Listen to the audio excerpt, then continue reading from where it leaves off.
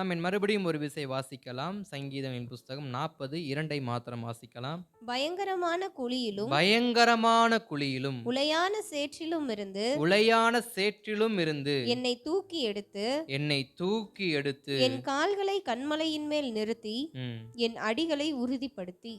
ஸ்தோத்திரம். சங்கீதக்காரன் தாவீது தன் வாழ்க்கையில் நடந்த ஒரு காரியத்த சாட்சியாக அவர் என்ன பண்றாரு? சொல்றாரு. இதை ஏன் இந்த இடத்துல இந்த வார்த்தைய அவர் சொல்றாருன்னா, இப்ப தாவீதுக்கு அநேக துன்பங்கள் நெருக்கிக்கிட்டே வருது. துன்பங்கள் நெருக்கிக் கொண்டே இருக்கிற அந்த நேரத்துல தாவீது ஒரு வார்த்தைய சொல்றாரு. எனக்கு முன்பு இப்படிப்பட்ட காரியம் நடந்துச்சு. என் வாழ்க்கையில இதற்கு முன்னாடி இப்படி ஒரு துன்பத்த நான் அனுபவிச்சேன்.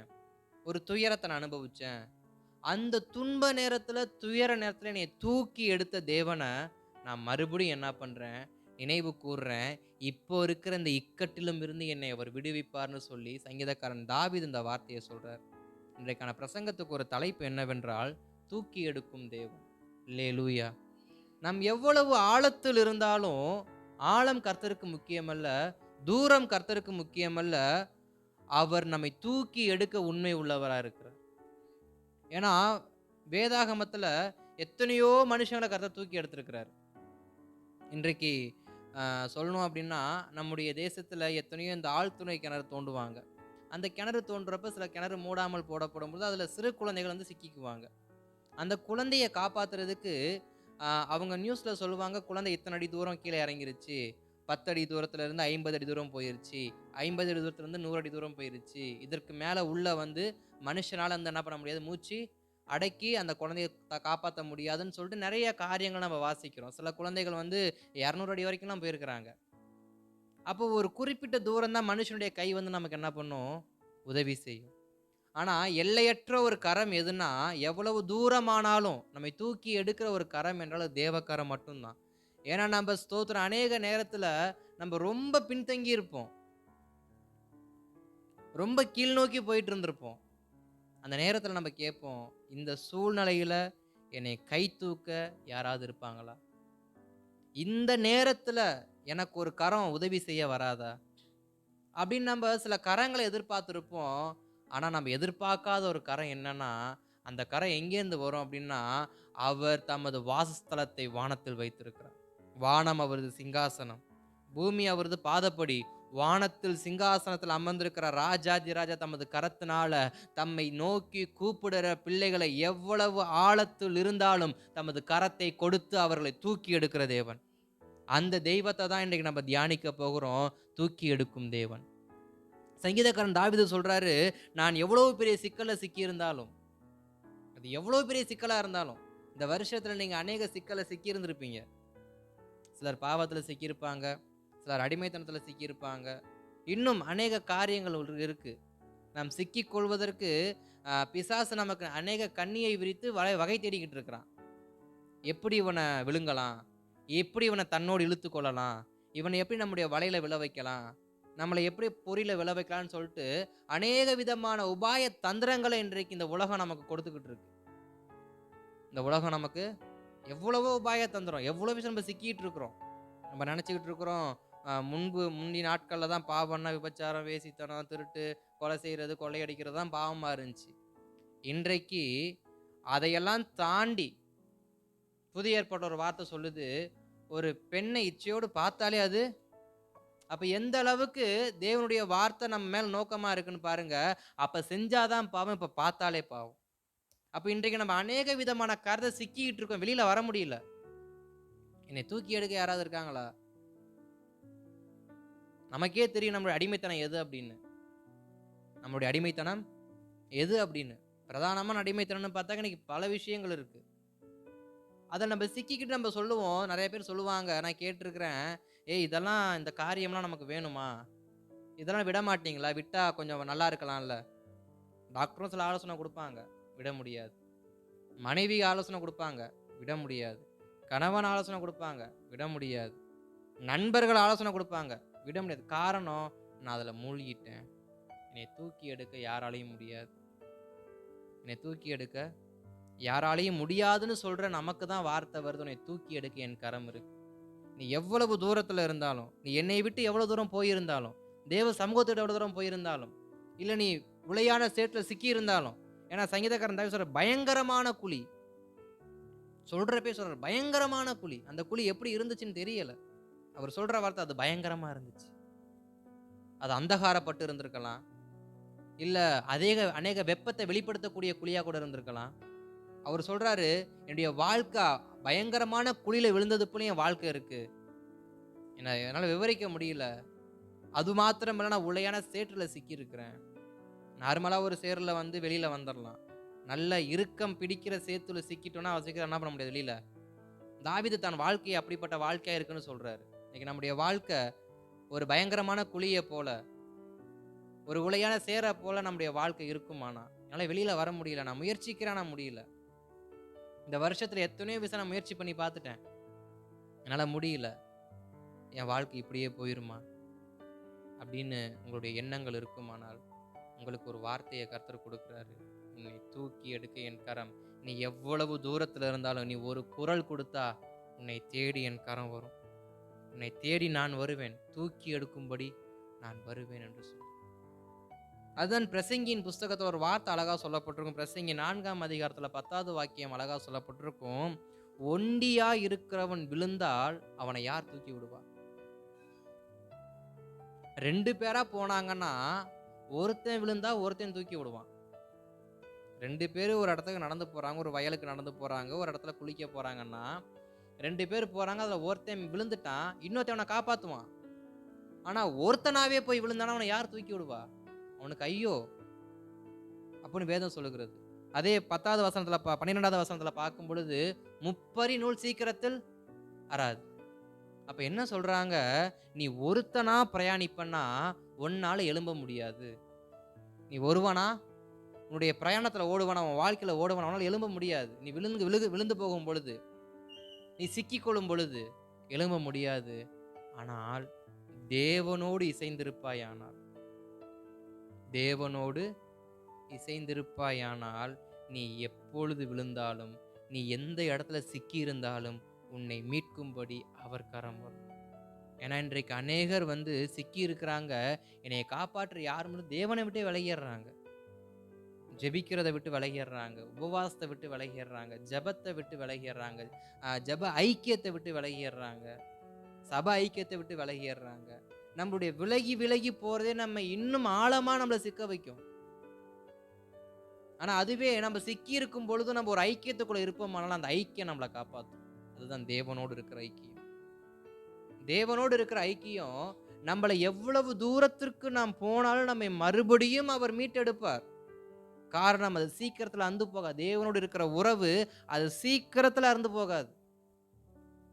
தாவீதுக்கும் தேவனுக்கும் ஒரு தனிப்பட்ட ஒரு உறவு இருந்துச்சு.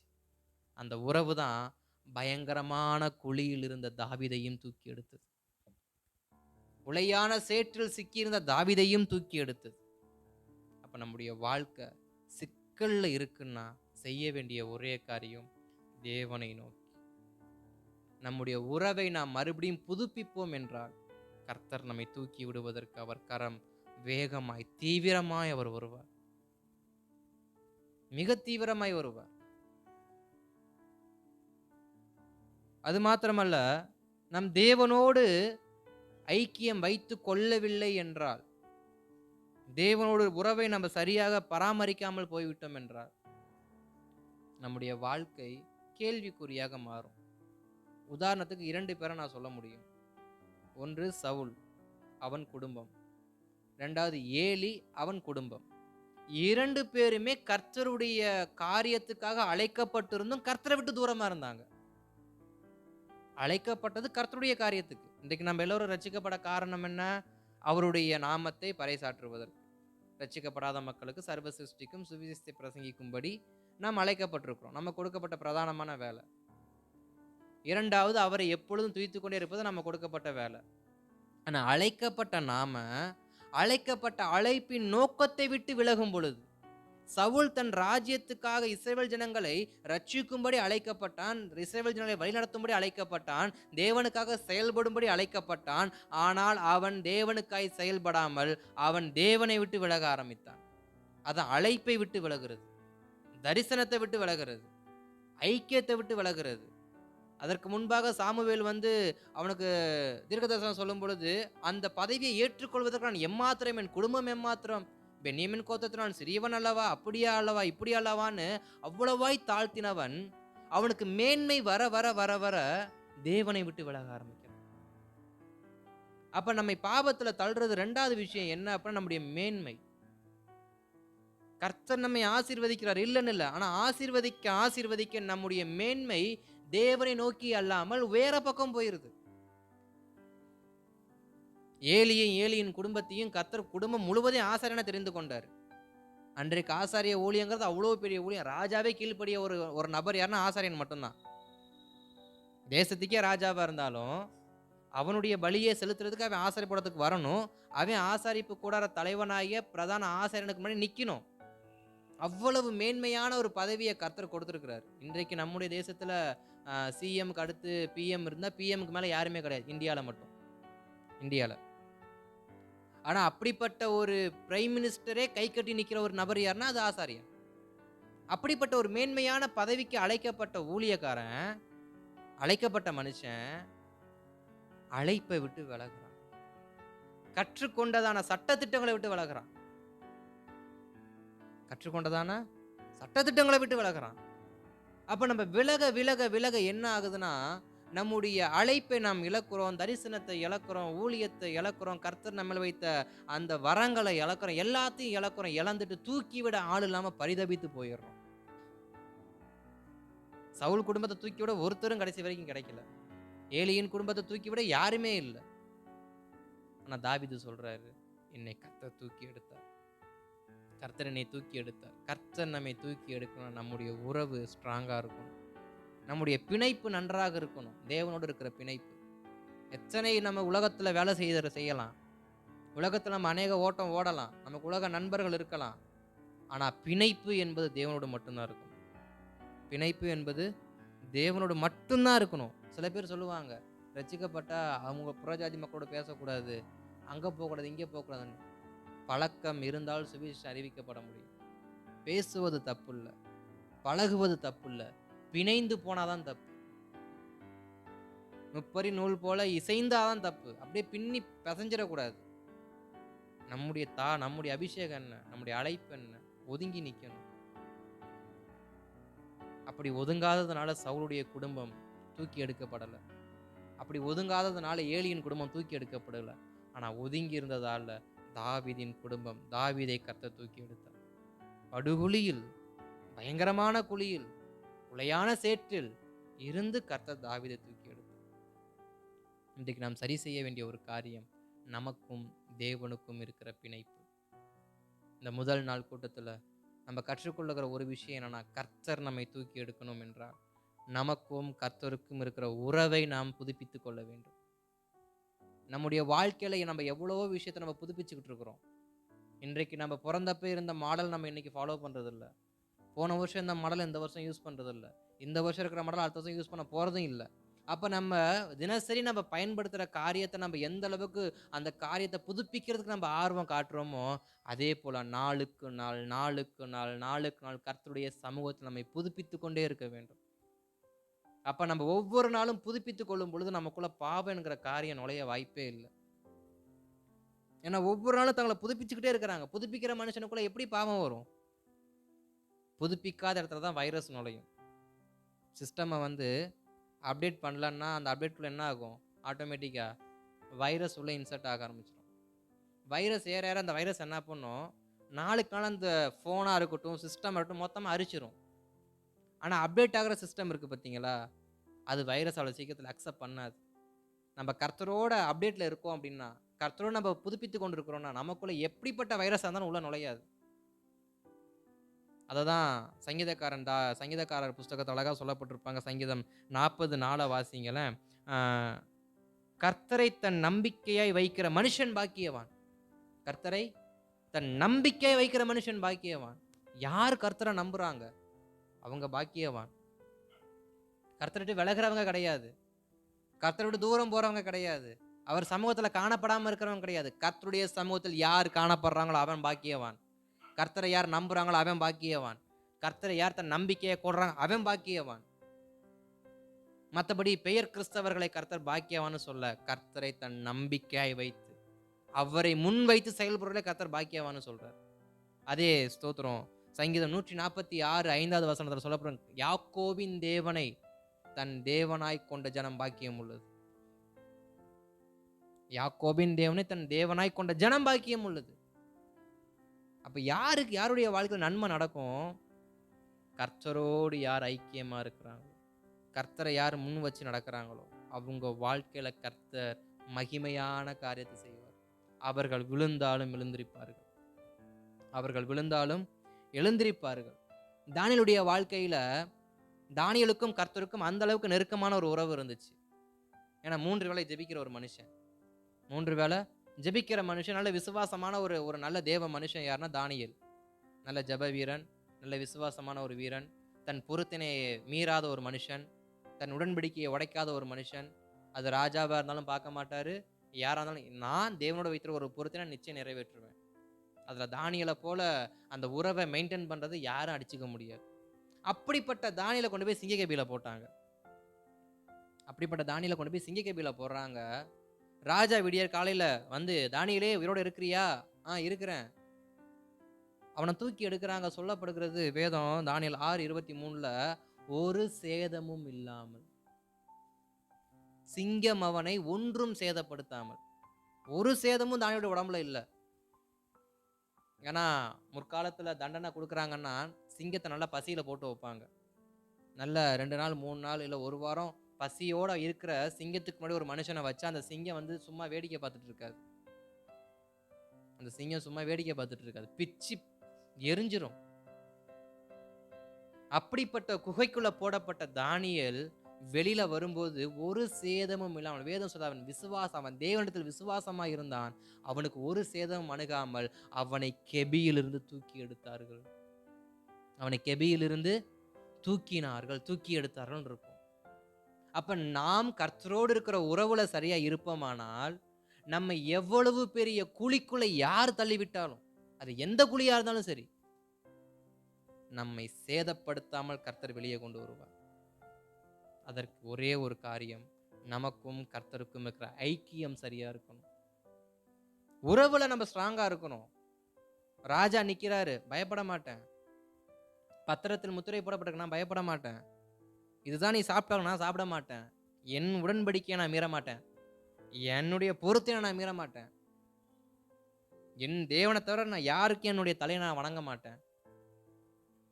நான் அவரை ஆராதிக்கிறத விட எனக்கு வேற முக்கியமான வேலை எதுவுமே கிடையாது.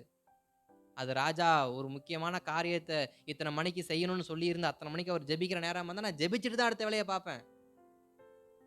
ஏன்னா தானியேலுடைய வழக்கம் அது. அப்போ 2வது நம்முடைய உறவை நம்ம முறிக்காமல் இருக்கணும் அப்படின்னா, நாம நம்முடைய பொருத்தனைகள், நாம் தேவனுக்காக என்ன வாக்குறுதி கொடுத்தோமோ அந்த வாக்குறுதியை நிறைவேற்ற நம்ம ஜாக்கிரதையா இருக்கணும். நம்முடைய வாக்குறுதியை நிறைவேற்றுதல் நம்ம எப்படிப்பட்டவங்களா இருக்கணும்? ஏதோ பெயருக்கு ஒரு வாக்குறுதி கொடுத்துட்டு போறது கிடையாது. பெயருக்கு வாக்குறுதி கொடுத்துட்டு 5 வருஷத்துக்கு ஒரு டைம் வர மாதிரி கொடுத்துட்டு போகக்கூடாது. நித்தம் நித்தம் நித்தம் நம்முடைய வாக்குறுதியை நாம் காப்பாற்றி கொண்டே இருக்கணும். நித்தம் நித்தம் நம்முடைய வாக்குறுதியை நாம் காப்பாற்றி கொள்ளணும். ஒவ்வொரு நாளும் புதுப்பிக்கிறது எவ்வளவு முக்கியமோ அதே போல ஒவ்வொரு நாளும் கர்த்தருக்கு நாம் கொடுத்த வாக்குறுதியை காப்பாற்றுவதும் முக்கியம். ஏன்னா தானியேல் அந்நிய தேசத்துக்கு போயிருந்தோம். இஸ்ரவேல் தேசத்துல எப்படி வேணா இருக்கலாம், ஆனா புறஜாதி தேசத்துக்குள்ள இருக்கும் பொழுது, அவனுக்கு கீழே அடிமையா இருக்கும் பொழுது, அவனிடத்துல வேலை செய்யும் பொழுது, அங்க நம்முடைய பிரமாணத்தை நிறைவேற்றுறது தான் முக்கியம் இருக்கு. இன்னைக்கு நிறைய பேர் சொல்ற விஷயம், படிக்கிற இடமா இருக்கட்டும், வேலை செய்யற இடமா இருக்கட்டும், அவங்க டைம் அவங்க வந்து விட்டு கொடுக்க மாட்டாங்க. நாங்க என்ன கேட்டாலும் நீங்க இதை செஞ்சுட்டு தான் போகணும்னு சொல்றாங்க. அப்படின்னு நிறைய காரியம் இருக்கு. ஆனா தானியேல் வந்து யார் என்ன சொன்னாலும் நான் கேட்க மாட்டேன். எனக்கு கர்த்தருடைய காரியம் தான் முக்கியம். ஏன் நான் பொருத்தனை பண்ணியிருக்கேன். என் பொருத்தனை நான் நிச்சயமா நிறைவேற்றுவேன். இன்றைக்கு இந்த வருஷத்துல எத்தனையோ நம்ம பொருத்தனையை பண்ணியிருந்திருப்போம். அந்த பொருத்தனை நம்ம நிறைவேற்றணுமான்னு கேட்டா நிச்சயமா பாதிக்கு பாதி இருக்காது, பாதி காவாசி கூட இருந்திருக்காது. ஆனா அநேக பொருத்தனை பண்ணியிருப்போம். நான் இப்படி இருப்பேன் ஆண்டவரே, இப்படி இருப்பேன் ஆண்டவரே, அப்படி இருப்பேன் ஆண்டவரே, அப்படி போக மாட்டேன் ஆண்டவரே, இப்படி போக மாட்டேன் ஆண்டவரேன்னு பல பொருத்தனை பண்ணியிருப்போம். ஆனா அத்தனை பொருத்தனையும் நிறைவேற்றுறோமா? தானியேல் பண்ண பொருத்தனை 3 பொருத்தனை நான் பார்த்த வரைக்கும். 1 3 வேளையும் ஜெபம் பண்ணுவேன். 2வது விக்கிரகத்துக்கு கொடுத்ததை நான் சாப்பிட மாட்டேன். 3வது என் தேவனை தவிர நான் யாரையும் நமஸ்கரிக்க மாட்டேன். இந்த 3 பொருத்தனும் தானியேல் உறுதியா இருந்தார். ஏன்னா அங்க 3 காரியம் தான் வருது. இன்னும் அது போக எத்தனை வாக்குறுதியில் அவர் நிலைச்சிருந்தாருன்னு நமக்கு தெரியல. நான் படிச்ச வரைக்கும், என் பார்வையில பட்ட வரைக்கும் அவர் 3 காரியத்தில் எப்படி இருக்கிறாரு? ரொம்ப வைராக்கியமா இருக்காரு. 1 ஜெபிக்கிற காரியம், 2வது அந்நிய தேவனை நமஸ்கரிக்காத காரியம், 3வது விக்கிரகத்துக்கு படைக்கப்பட்டதை சாப்பிட்ற காரியம். இதில் அவர் என்ன பண்றது இல்லை, ஒரு நாளும் அதை விட்டு கொடுத்தது கிடையாது. ஒவ்வொரு நாளும் அதை நிறைவேற்ற எத்தனை வரைக்கும் அவர் என்றைக்கு அந்த பொருத்தனை எடுத்தாரோ அந்த வயதுல இருந்து மரணம் அடைந்து புதைக்கிற வரைக்கும். அப்ப நம்மளும் நம்முடைய பொருத்தனை என்ன பண்ணணும்? நித்தம் நித்தம் நிறைவேற்றணும். நித்தம் நித்தம் நிறைவேற்றணும். அப்ப இதுல இருந்து ஒரு 3 சத்தியங்களை சுருக்கமா நான் சொல்லி நான் முடிக்க விரும்புறேன். முதலாவது, பாவத்தின் வியாதியிலிருந்து நம்மை தூக்கி எடுப்பார். பாவத்தின் வியாதியிலிருந்து நம்மை தூக்கி எடுப்பார். 2வது, அந்தகாரத்திலிருந்து நம்மை தூக்கி எடுப்பார். 2வது, அந்தகாரத்திலிருந்து நம்மை தூக்கி எடுப்பார். 3வது, இரத்தம் சிந்துதலிலிருந்து நம்மை தூக்கி எடுப்பார். இரத்தம் சிந்துதலிலிருந்து நம்மை தூக்கி எடுப்பார். யோவான் எழுதின சுவிசேஷம் 5ஆம் அதிகாரத்தின் 7வது வார்த்தை இப்படியாக சொல்லப்பட்டிருக்கும். அதற்கு வியாதியஸ்தன், ஆண்டவரே, தண்ணீர் கலக்கப்படும் போது என்னை குளத்தில் கொண்டு போய் விடுகிறதற்கு ஒருவரும் இல்லை. நான் போகிறதற்குள்ளே வேறொருவன் எனக்கு முந்தி இறங்கி விடுகிறான் என்றான். ஸ்தோத்திரம். 38 வியாதியஸ்தனை குறித்து இங்க வேதம் அழகா சொல்லுகிறது. அவன் எப்படிப்பட்ட வாழ்க்கையை வாழ்ந்துட்டு இருக்கான்? 38 வருஷமா ஒரே இடத்துல தான் இருக்கிறான். பெதஸ்தானம் குளத்துல, ஆட்டு வாசல் அருகே இருக்கிற அந்த குளத்துல 5 மண்டபங்கள் இருக்கு. 5 மண்டபம் குருடரும் சப்பானியரும் இப்படிப்பட்ட பலவீனமானவங்களை பூரா ஊருக்கு வெளியில வைக்கிறது மாதிரி அந்த மண்டபத்தில் கொண்டு போய் வச்சிருக்கிறாங்க. வச்ச இடத்துல எத்தனையோ வியாதியஸ்தர்கள் இருக்கிறாங்க. இதுல பிரதானமான வியாதியஸ்தன் 38 வருஷமா ஒருத்தர் இருக்கிறார். இயேசுவோட வயசே மறிக்கும்போது எவ்வளவுதான்? 33 தான். இவரும் 38 வருஷமா இருக்காரு. அப்ப இயேசு பிறக்கிறதுக்கு முன்னாடில இருந்து இவர் இப்படிப்பட்டவரா இருக்காரு. வியாதியஸ்தனா அந்த மண்டபத்தை அடக்கம் பண்ண அந்த மண்டபத்தில் வைத்திருக்கிறாங்க. அப்ப 38 வருஷமா அவருடைய வியாதி மாறாம இருக்க காரணம் என்ன? 38 வருஷமா இப்படிய வியாதி மாறாம இருக்க காரணம் என்ன? அங்க வேதம் சொல்லுகிறது, தூதன் கலக்குவான், அப்பொழுது எவன் முதலாவது இறங்கினா அவன் சுகம் அடைவான். தூதன் கலக்குவார், முதலாவது இறங்குறவன் சுகமடைவான். அவன் எப்படிப்பட்ட வியாதியாலும் சுகமாயிரும்னு சொல்லப்பட்டிருக்கு. அப்ப அந்த நம்பிக்கையில 38 வருஷமா அங்க இருந்தவனுக்கு ஏன் சுகம் கிடைக்கல? அவர் சொல்ற ஒரு வார்த்தை, நான் கைவிடப்பட்டவனா இருக்கிறேன். நான் கைவிடப்பட்டவனா இருக்கிறேன். எனக்கு உதவி செய்ய யாருமே இல்லை. எனக்கு உதவி செய்ய யாருமே இல்லை. என் வியாதியை மாத்துறதுக்கு யாருமே இல்லை. அவருடைய நிலைமையை பார்க்கும் பொழுது என்னை தூக்கி எடுக்க யாருமே இல்லை. என்னை தூக்கி கொண்டு போய் குளத்துல விட யாருமே இல்லை. நான் படுத்த நிலைமையில இருக்கிறேன். எனக்கு ஒரு கை கொடுத்து என்னை தூக்கி வா நீ சுகமாகு அப்படின்னு சொல்ல யாருமே இல்லை. அவ்வளோதான், என் வாழ்க்கை முடிஞ்சிருச்சின்ற நிலைமையில அவர் என்ன பண்றாரு? ஏன்னா ஏற்கனவே 38 வருஷம் அவர் எந்த வயசுல வியாதியஸ்தனானாரோ தெரியல. ஒரு ஏறத்தாலும் 20 வயசு வச்சுக்குவோமே. 20 வயசுலயே வியாதியஸ்தனா இருந்தா இப்ப வயசு அவருக்கு என்ன ஆயிருக்கும்? 20, 38, 58. வாழ்க்கை முடிஞ்சு போச்சு. இதுக்கப்புறம் வாழ்ந்து ஒன்றும் இப்ப வாழ்க்கையே முடிஞ்சு போச்சு. 38 வருஷமா கிடக்குறாரு. அவரை வாழ வைக்க உதவி செய்யவும் யாரும் இல்லை. இத்தனை வருஷமா சரி இருக்கிறானே, சுகமானா கொஞ்ச நாள் சேர்ந்து வாழ்வானே, அவனை வாழ வைக்க யாருமே இல்லை. அவனை குணப்படுத்துறதுக்கு யாருமே இல்லை. அப்ப இப்படிப்பட்ட வாழ்க்கைய நிலைமை எப்படி இருக்கு? சந்தோஷம் அற்ற ஒரு வாழ்க்கை, சந்தோஷமே இல்லை. இப்படிப்பட்ட வாழ்க்கையை அந்த 38 வருஷம் வியாதியஸ்தன் வாழ்ந்துகிட்டு இருக்கிறாரு. ஆனா ஒருவரும் ஒரு காலம் அவர் மேல் நோக்கமாய் இருந்ததில்லை. ஒருவரும் ஒரு காலம் அந்த வியாதியஸ்தன் மேல் நோக்கமாய் இருந்ததில்லை. காரணம் என்னன்னா, அதே வார்த்தை 14ஆம் வசனம் சொல்லுகிறது, நீ சொஸ்தமானாய், அதிக கேடானதொன்றும் உனக்கு வராதபடிக்கு இனி பாவம் செய்யாதே. இனி அப்ப இந்த வியாதியில 38 வருஷமா இந்த வியாதி சுகமாகாம இருக்க காரணம் என்ன? பாவம் மன்னிக்கப்படாமல் வியாதி சுகமாக.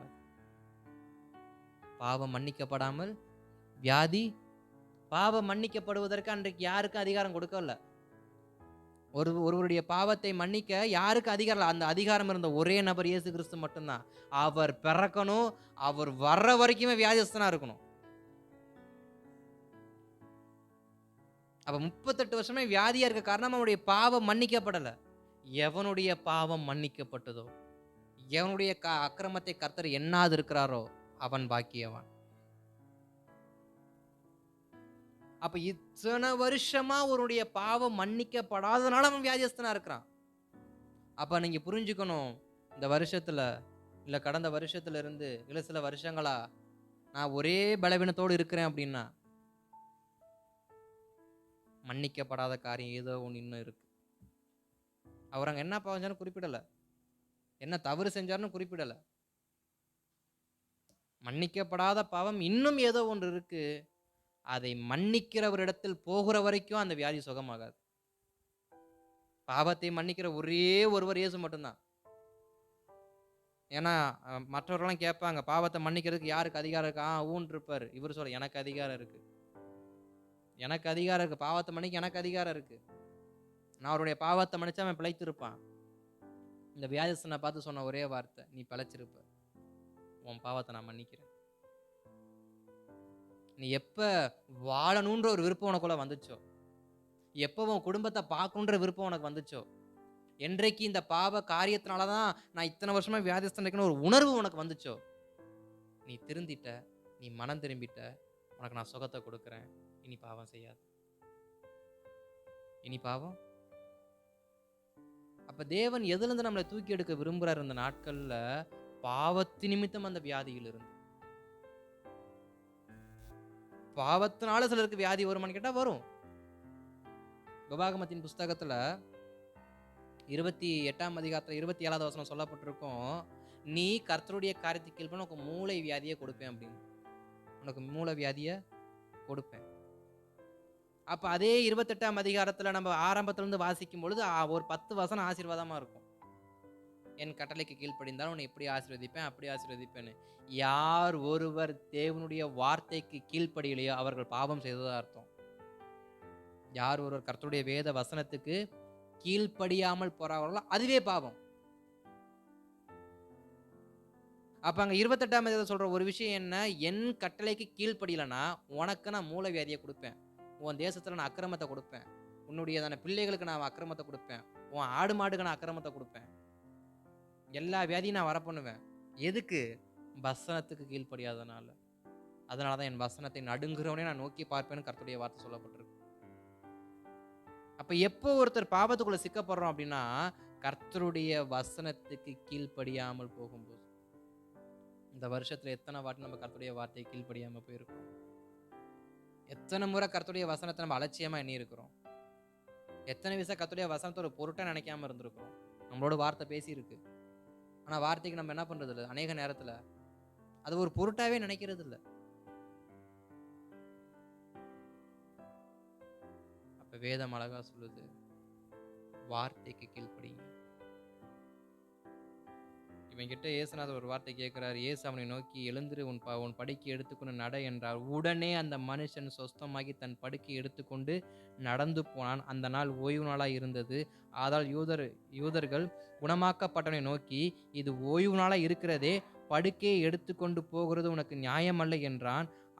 அவன் அவர்களுக்கு பிரதியுத்தரமாக, என்னை சொஸ்தமாக்கினவர் உன் படுக்கையை எடுத்துக்கொண்டு நட என்றார், நான் சென்றேன். அவன் சொல்ற ஒரே ஒரு வார்த்தை, 38 வருஷம் வியாதியஸ்தவன் சொல்ற ஒரு வார்த்தை, என்னை சுகமாக்கினவர் நடவென்று சொன்னால் நான் நடந்தேன். அது ஓய்வு நாளா தான், அதை பத்தி கவலை கிடையாது. இவன் ஒரு யூதன், 38 வியாதியஸ்தன் ஒரு யூதன். அவனுக்கு யூதர்களுடையதான எல்லா பழக்க வழக்கம் நல்லா அத்துப்படி. ஓய்வு நாள் வெளியில போகக்கூடாது, ஓய்வு நாள் படுக்கையை சுற்ற, எல்லாம் அத்துப்படி. ஆனாலும் கர்த்தர் தனக்கு சொன்ன வார்த்தைக்காக அவன் நடந்து போயிட்டு இருக்கிறான். ஆசிரியர் கேட்கிறான், என்ன உனக்கு தெரியாத பிரமாணத்தை குறித்து? நடக்கக்கூடாதுல்ல, எப்படி நடக்கலாம்? எப்போ என்னைய சொஸ்தமாக நடக்க சொன்னார்ப்ப நான் நடக்கிறேன்ப்பா, உனக்கு என்னப்பா வந்துச்சு?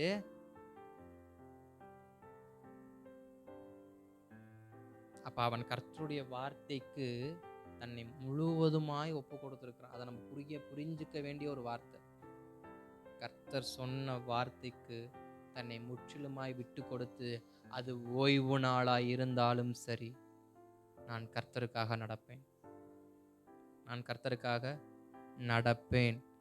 அதை எதிர்த்து கேட்பது பிரதான ஆசாரியனா இருந்தாலும் பரவாயில்லை, என்னை நடக்க சொன்னது கர்த்தர் என்று நான் சொல்லுவேன். எவ்வளவு பெரிய அதிகாரிகள் வரட்டும், உங்களுக்கு கர்த்தர் ஒரு வார்த்தையை கொடுத்திருக்காரு, அதை நீங்க நிறைவேற்றுறதுக்கு முயற்சி பண்ணுங்க. அப்ப நம்முடைய பாவங்கள் மன்னிக்கப்படுவதற்கு, நம்முடைய பாவங்கள் மன்னிக்கப்படாமல் இருப்பதற்கு காரணம் என்ன? இந்த வேத வசனத்துக்கு கீழ்ப்படியாமல் இருப்பது. அதற்கு முன்பாக ஒரு வார்த்தையை சொல்லணும். நமக்கு சில தீராத வியாதி, தொடர் வியாதி, அதுவும் ஒரே வியாதி, பல வியாதி வருது வேற. காய்ச்சலோ, இருமலோ, சளியோ, தலைவலியோ, இப்படி ஒன்று ஒன்றா வர்றது வேற. ஒரே வியாதி தொடர்றது வேற. ட்ரீட்மெண்ட் எடுத்தாலும் அது சரியாகாது, மெடிசன் எடுத்தாலும் அது சரியாகாது. காலம் முழுக்க இதானா? ஆமாம், அவ்வளோதான். 38 வியாதியஸ்தன் கேட்டதா, என் வாழ்க்கை இப்படி தானா? ஆமாம், இப்படி தான். அப்போ கடைசியில் இப்படி தான் கிடக்கணும். எல்லாரும் சொன்ன வார்த்தை இப்படி தான் கிடக்கணும்.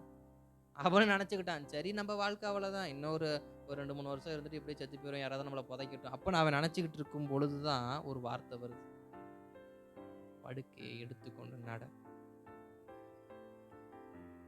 கர்த்தர் ஒரு முடிவுக்கு வரணும். என்ன முடிவு? இனி இவன் என்னுடைய வார்த்தைக்கு கீழ்ப்படிவான், இப்பொழுது இவனை சொஸ்தமாக்கலாம் அப்படின்னு. அவருக்கு ஒரு நம்பிக்கையை நம்ம கொடுக்கணும். நீங்க சொஸ்தமாக கண்டிப்பா உங்க பேச்சை நான் கேட்பேன் அப்படின்னு. அதே மாதிரி அந்த 30 வருஷ வியாதியஸ்தன் செய்தான். அவர் சொன்னார், இவன் கீழ்ப்படிந்தான். அடுத்து அவர் அவனை எங்க பார்த்ததா சொல்லப்படுகிறது? தேவாலயத்தில். 14 சொல்கிறது, அதற்கு பின்பு இயேசு அவனை தேவாலயத்தில் கண்டு. அதுக்கப்புறம் அவர் எங்க தான் பார்க்கிறாரு?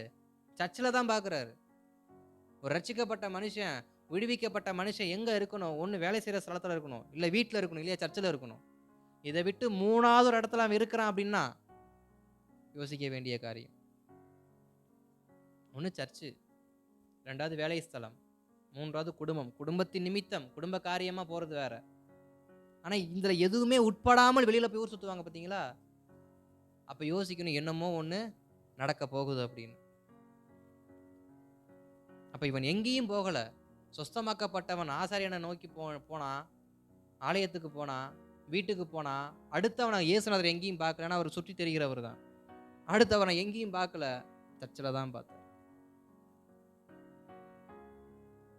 அப்ப நம்முடைய பாவங்கள் சுத்திகரிக்கப்படும், நம்மேல் கர்த்தருக்கு நம்பிக்கை வரும் என்றார். நம்மேல் கர்த்தருக்கு நம்பிக்கை வரும் என்றால் நம்முடைய பாவமும் மன்னிக்கப்படும். அதற்கு வார்த்தைக்கு என்ன பண்ணணும்? கீழ்ப்படியணும். ஒரு நம்பிக்கையை நீங்கள் ஏற்படுத்துங்க. இன்னைக்கு இந்த இரவு நேரத்தில், இந்த இன்னும் ஒரு சில நாட்களில் ஒரு நம்பிக்கையை ஏற்படுத்துங்க. ஆண்டவரே, என்னை நம்புங்க, நான் உமக்காக வாழுவேன், நான் உமக்காக வாழுவேன், நம்புங்கன்னு சொல்லி நீங்கள் ஜெபம் பண்ணுங்க. உங்களை நம்பி உங்களை சுகமாக்குவார். சுகமாக்கப்பட்ட நீங்கள் நிம்மதியாக புதிய வருஷத்தில் என்ன பண்ணுங்க? கர்த்தருக்காக ஓடுங்க. அல்லேலூயா. 2வது, அந்தகாரத்திலிருந்து தூக்கி விடுவார். அந்தகாரத்திலிருந்து தூக்கி விடுவார். எபேசியர் ஒரு வார்த்தை சொல்லப்படுகிறது. எபேசியர் 6:12 வாசனத்தை வாசிங்களேன். எபேசியர் 6:12. ஏனெனில் மாம்சத்தோடும் இரத்தத்தோடும் அல்ல, துரைத்தனங்களோடும் அந்தகாரங்களோடும் இப்பிரபஞ்சத்தின் அந்தகார ரோகாதிபதிகளோடும் என்ன பண்ணுங்க? வான மண்டலத்தில் உள்ள பொல்லாத ஆவிகளின் சேனைகளின் நமக்கு போராட்டம் உண்டு.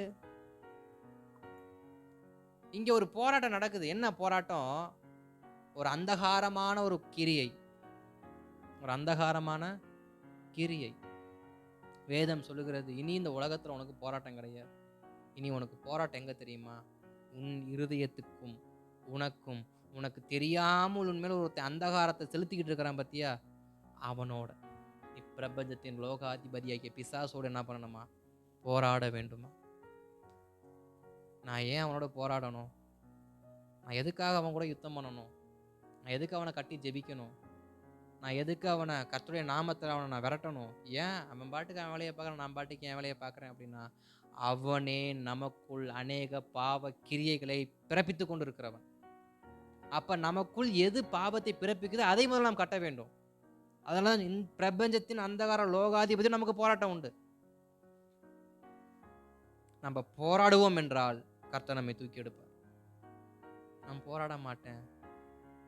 வேதம் சொல்லுகிறது, நீங்கள் ரத்தம் சிந்தத்தக்க இன்னும் போராடவில்லை. உங்க பரிசுத்தத்துக்காக, தேவனுக்காக, தேவ நாமத்துக்காக நீங்க ரத்தம் சிந்தத்தக்க போராடவில்லை. அப்ப இங்க சொல்லப்பட்டிருக்கிறது, நீ போராடு. நீ போராடுவாயானால் போராடுகிற உன்னை கர்த்தர் தூக்கி எடுப்பார். நாம் போராடுவோம் என்றால் கர்த்தர் நம்மை தூக்கி எடுப்பார்.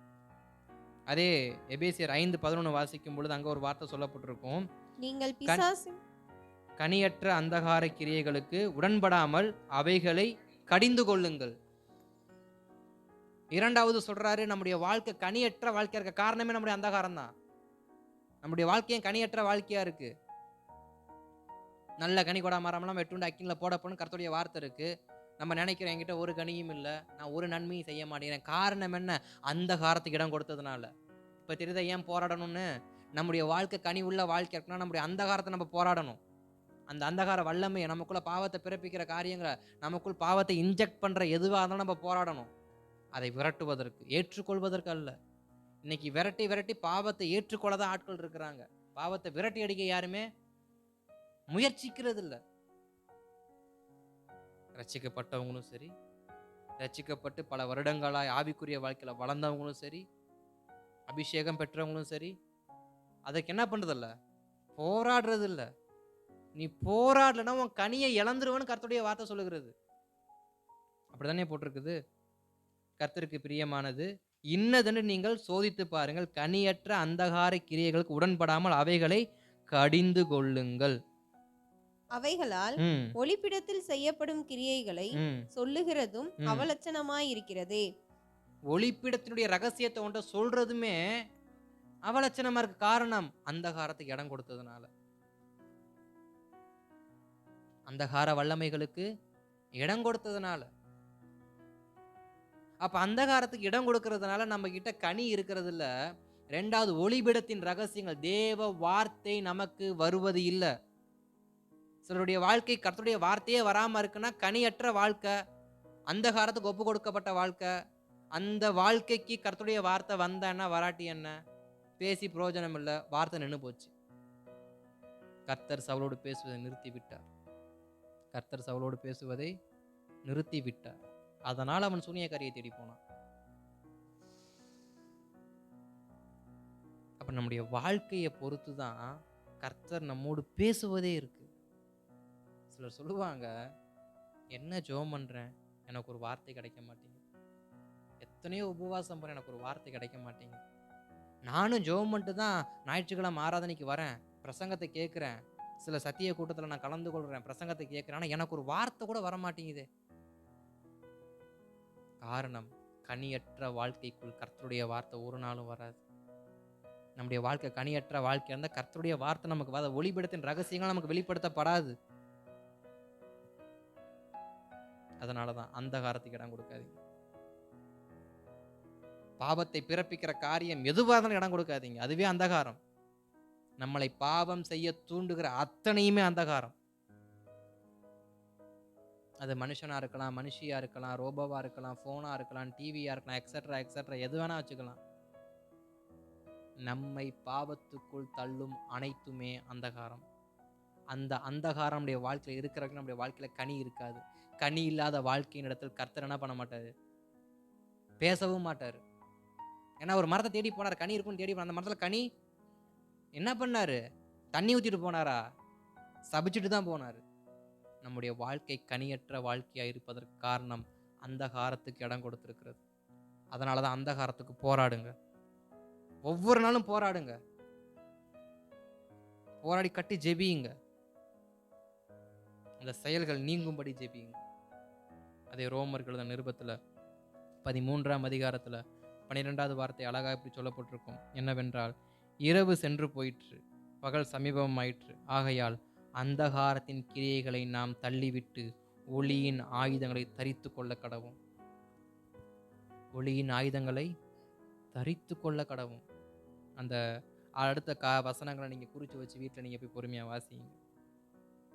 எது அந்தகார கிரியைகள்னு கீழே கொடுக்கப்பட்டிருக்கு, வாசிச்சிருங்களேன் அப்படியே. 13-14.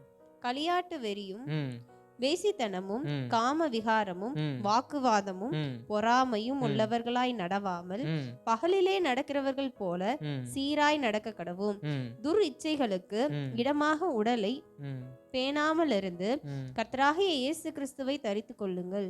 அப்ப என்ன சொல்றாரு? எது வெளிச்சத்துல நடக்கிறதான் களியாட்டம், வெறியும், வேசித்தனமும், காமம் விகாரமும், வாக்குவாதமும், பொறாமையும் உள்ளவராய் நடவாமல் பகலில் நடக்கிறவர்களை போல. அப்ப பகல்ல நடக்கிறவங்க இதெல்லாம் என்ன பண்ண மாட்டாங்க? செயல்பட மாட்டாங்க. இருளுக்குள்ள இருக்கிறவன அதெல்லாம் செய்வான். அப்ப நம்ம இருளுக்குள்ள இருக்கிறோமா, வெளிச்சத்துக்குள்ள இருக்கிறோம்? அப்ப வெளிச்சத்துக்குள் நடந்தோம்னாக்க இயேசுவை நாம் தரித்துக் கொள்வோம். அப்ப இன்றைக்கு நம்முடைய வாழ்க்கையில இயேசு இருப்பார் என்றால், யோசேப்பு சொன்னாரு, கர்த்தர் எனக்கு முன்பாக நான் பாவம் செய்வது. அப்ப நமக்குள் பாவம் செயல்படுறதால கிறிஸ்து நமக்கு முன்பாக இல்லை என்றுதானே அர்த்தம். அதனாலதான் ரோமருக்கு எழுதுறப்ப பவுல் அழகா சொல்றாரு, வெளிச்சத்தின் பிள்ளைகளா என்ன பண்ணுங்க, நடந்து கொள்ளுங்க. அந்தகாரத்தின் பிள்ளையா இல்ல, வெளிச்சத்தின் பிள்ளையா. அப்ப இரண்டாவது, அந்தகாரத்திலிருந்து கர்த்தர் நம்மை தூக்கி எடுக்கணும்னா ஃபர்ஸ்ட் போராடணும். எதோட? அந்தகாரத்தோட. நம்ம அநேகரோட போராடிக்கிட்டு இருக்கிறோம். குடும்பத்துல நம்ம போராடுறோம், உறவுகளோடு போராடுறோம், நண்பர்களோடு போராடுறோம், சில சமயம் ஊழியக்காரோடு சேர்ந்து கூட நம்ம என்ன பண்றோம், போராடுறோம். ஆனா போராட வேண்டியது இங்க இல்ல, வான மண்டலத்தின் பொல்லாத ஆவிகளோடு. இச்சையை பிறப்பிக்கிற ஆவியா, காமத்தை பிறப்பிக்கிற ஆவியா, சந்தேகத்தை பரப்புற ஆவியா, இப்படி எந்த ஆவிகள் செயல்பட்டாலும் அந்த ஆவிகளை கட்டி ஜெபிக்கணும். ஜெபித்தால் ஒளிபிடத்தின் ரகசியங்கள் நம் குடும்பத்தை தேடி வரும். ஏன்னா யோபு சொல்றாரு, தேவனுடைய ரகசிய செயலின் கூடாரத்தின் மேல் இருக்கிறது. அதை எப்ப அறிந்து கொள்ள முடியுமா? அந்தகாரத்தை விரட்டி அடிச்சாதான் ஒளிபிடத்தின் ரகசியத்தை தெரிஞ்சுக்க முடியும்.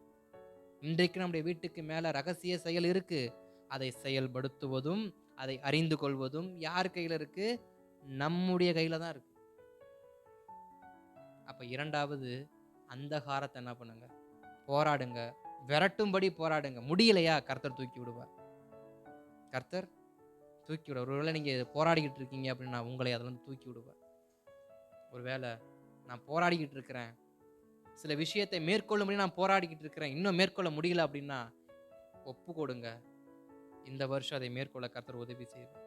இத்தனை ஆண்டுகளாய் நீங்கள் போராடி மேற்கொள்ள முடியாத அந்தகார கிரியைகளை இந்த வருஷத்துல முறியடித்து புதிய வருஷத்துல வெளிச்சத்தின் பிள்ளைகளை கர்த்தர் நடக்க வைப்பார். அல்லேலூயா, அல்லேலூயா. அப்ப தொடர்ந்து நீங்க போராடுகிற விஷயத்துல உண்மையா போராடுங்க. இன்னும் சில தினங்களில் கர்த்தர் அதில் வெற்றியை காண செய்வார். புதிய வருஷத்தில் புதிய மனுஷர்களாய், ஒளியின் பிள்ளைகளாய், கிறிஸ்துவை தரித்து கொண்டவர்களாய் உங்களை நடக்க கர்த்தர் உதவி செய்வார். அல்லேலூயா. மூன்றாவது, இரத்தம் சிந்துதலிலிருந்து தூக்கி விடுவார். இரத்தம் சிந்துதலிலிருந்து தூக்கி விடுவார். இதற்கு ஒரு அதிகாரத்தை, 2 அதிகாரத்தை குறித்து வச்சுக்கோங்க. 1 சாமுவேல் 11ஆம் அதிகாரம், 2 சாமுவேல் 11ஆம் அதிகாரம், 2 சாமுவேல் 12ஆம் அதிகாரம். இந்த 2 அதிகாரத்திலும் ஒரே காரியம் ஒருவனை குறித்து சொல்லப்பட்டிருக்கும். அவன் பெயர் தாவீது. அவன் செய்த 2 தவறு, ஒன்று இச்சை, ஒன்று கொலை. இவனுடைய சுயநலத்திற்காக இன்னொருவனை கொல்லுவது, இவனுடைய சுயநலத்துக்காக இன்னொருவனை கொல்லுவது. அதே காரியத்தை இன்னொரு ராஜாவும் செஞ்சிருக்கார். அவர் பேர் ஆசாப்.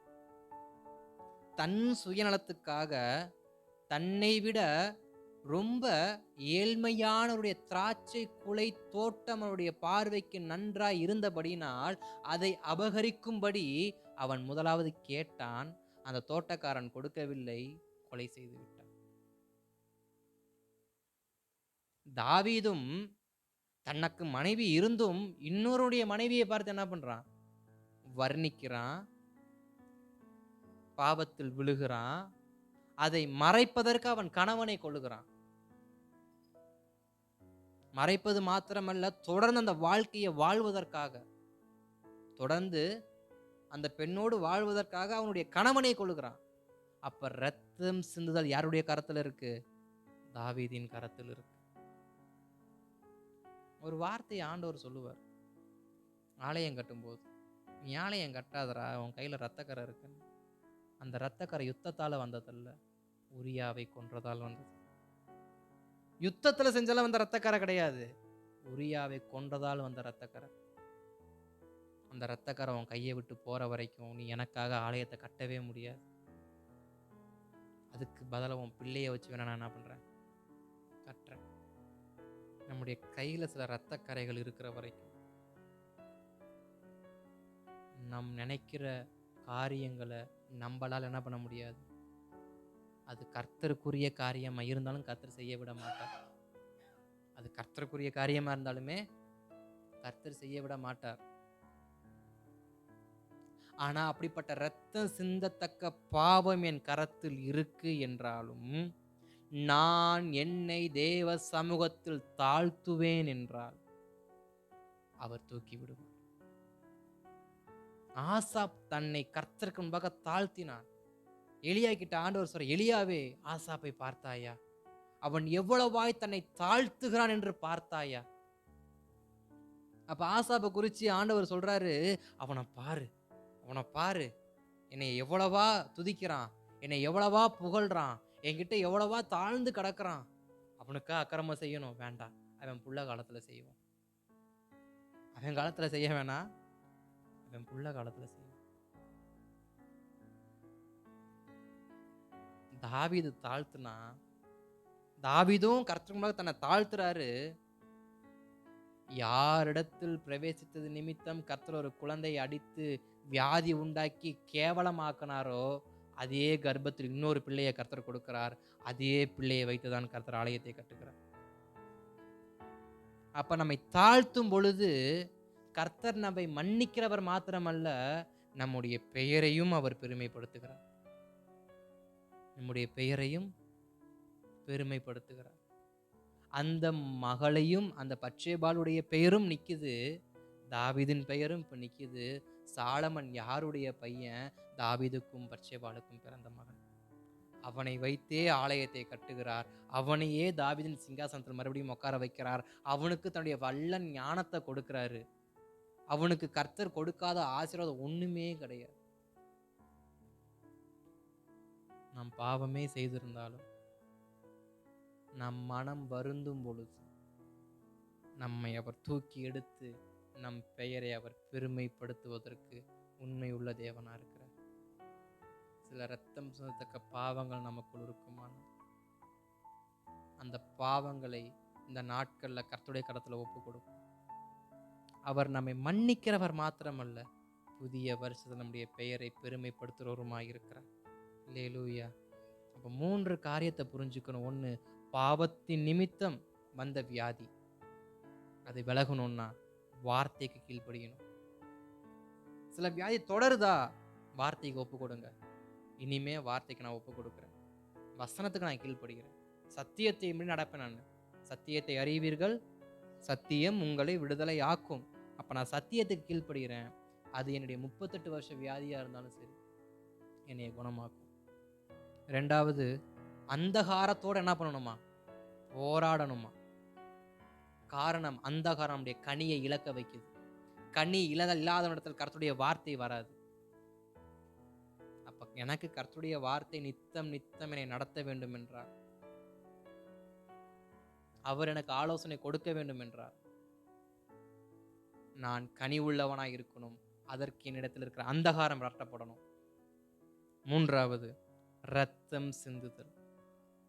என் கரத்தால் நான் செய்த ரத்த சிந்துதல் காரியம், என் சுயநலத்துக்காக நான் பறித்த அத்தனையும் ரத்தம் சிந்துதல். என் சுயநலத்துக்காக நான் பறித்த அத்தனை காரியத்திற்கும் பின்பாக உன்னுடைய ரத்தம் சிந்தப்பட்டிருக்கு.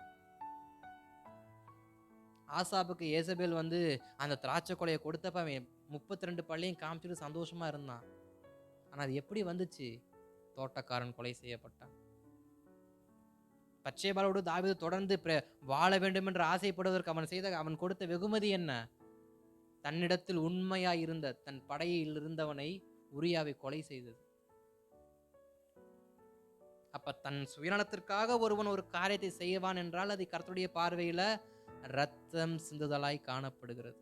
நம்ம ஒருவேளை சுயநலத்துக்காக சில காரியம் செஞ்சிருக்கலாம். ஒப்புக்கொடுங்க. கர்த்தர் அதை மன்னித்து நம்முடைய பெயரை பெருமை அடையும்படி புதிய வருஷத்துல கர்த்தர் நடத்துவோம். அல்லேலூயா. தாவீது சொன்ன ஒரே வார்த்தை, பயங்கரமான குழியிலும் உளையான சேற்றிலும் இருந்து என்னை அவர் தூக்கி எடுத்தார். என்னை அவர் தூக்கி எடுத்தார். தூக்கி எடுக்கிற தேவனை நோக்கி ஜெபிக்கலாமா?